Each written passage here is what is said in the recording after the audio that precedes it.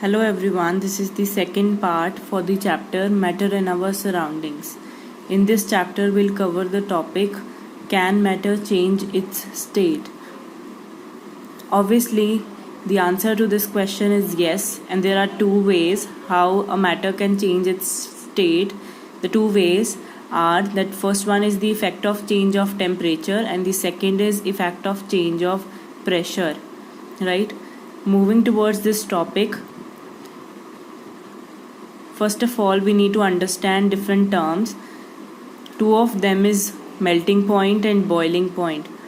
Melting point वो वाला point होता है जिस पे कोई भी सॉलिड लिक्विड में चेंज होता है, राइट. ऐसे ही जो बॉइलिंग पॉइंट होता है वो टेम्परेचर होता है जिस पे कोई भी लिक्विड गैस में कन्वर्ट होता है.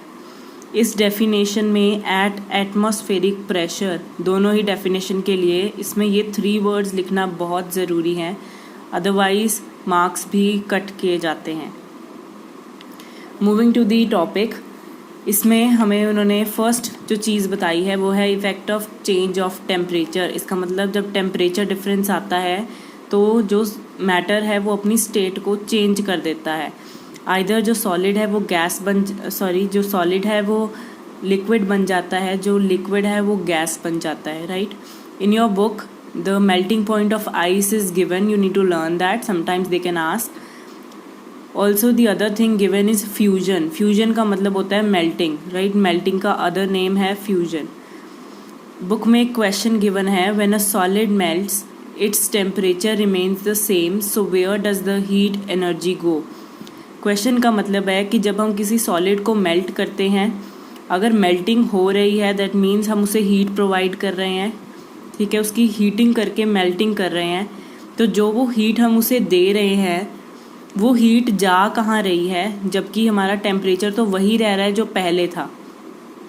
अब हमने इस क्वेश्चन में हीट के बारे में पता लगाना है. तो अब हीट का क्या आंसर है?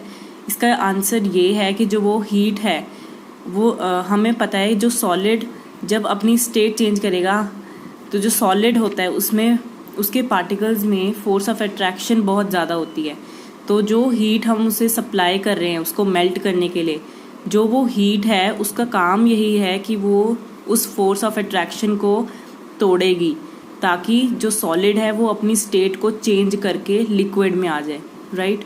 तो ये जो हीट है वो छुपी हुई हीट है, we can't see it, that is doing its work on its own. हम उसे देख नहीं सकते, दैट्स वाई हम उसे कहते हैं लेटेंट हीट, क्योंकि वो छिपी हुई है, right. You can say that this latent heat is of 2 types. One is latent heat of fusion, the other one is latent heat of vaporization. latent heat of fusion, जब fusion आ गया that means वो वाली heat energy के बारे में हम बात कर रहे हैं जो हमें चाहिए ताकि हम 1 किलोग्राम्स ऑफ सॉलिड को लिक्विड में चेंज कर सके, राइट. जब हम वेपराइजेशन की बात कर रहे हैं दैट मीन्स वेपर्स बनेंगे, दैट मीन्स जो लिक्विड है वो गैस में कन्वर्ट हो रहा है. तो इसका मतलब है कि वो हीट एनर्जी जो हमें चाहिए ताकि हम 1 kg ऑफ लिक्विड को गैस में कन्वर्ट कर दें, that is the latent heat of vaporisation, right. हमारी बुक में बॉइलिंग पॉइंट ऑफ वाटर भी गिवन है, that is well known to us 100 degree Celsius, but still आप एक बार देख लें उसे. अब इसका जो सेकेंड पार्ट है वहाँ चलने से पहले एक और बात है कि उन्होंने नीचे नोट में दिया हुआ है, the SI unit of temperature is Kelvin. You need to keep this in mind. Question can come for 1 marks, right. Also they have given some questions for the conversion of Celsius into Kelvin or vice versa, right. जब आपको Celsius को kelvin में convert करना है तो हमेशा याद रखना जो भी आपको गिवन है उसमें आपने ऐड कर देना है 273. जो भी आपका आंसर आएगा that will be the temperature for kelvin, right.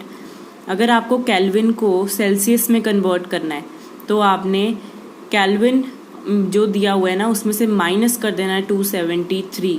तो जो आंसर आएगा वो सेल्सियस का टेम्परेचर होगा. Moving to the next part that we have is of effect of change of pressure.